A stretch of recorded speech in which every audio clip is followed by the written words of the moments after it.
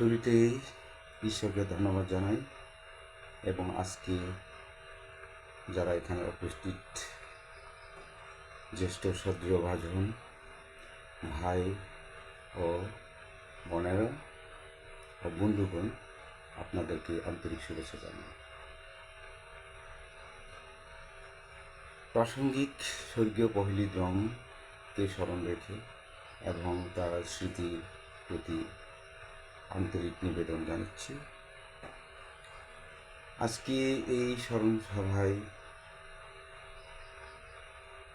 আমি কি বলবো,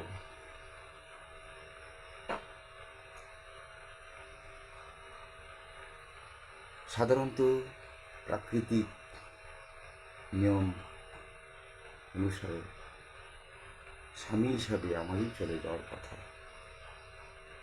সেটা হলো না, উল্টে গেল, পাল্টে গেল সব।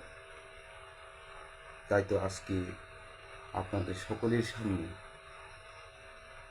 আমার এই প্রয়াত স্ত্রীর গল্প বলতে হচ্ছে।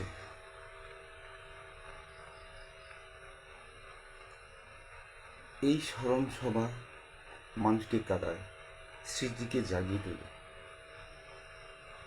আজকে এই স্মরণ সভা উদ্দেশ্যে যে আমরা সবাই অবগত আছেন,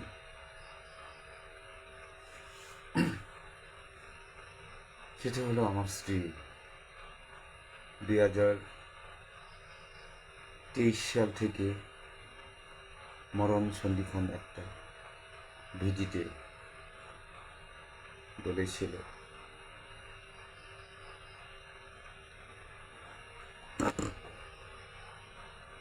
যথাযথভাবে টাকা পয়সা খরচ করেছি, কিন্তু কোনো লাভ হয় না,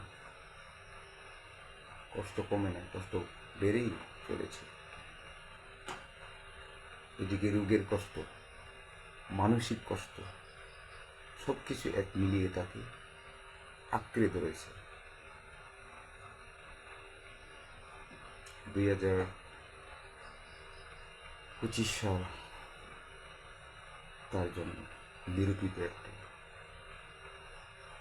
অভিশপ্ত দিন। 20 এপ্রিল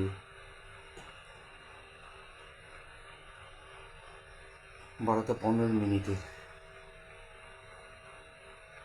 ঘুমোতে চেয়ে কি যিনি বলতে চেয়েছিল, শুধু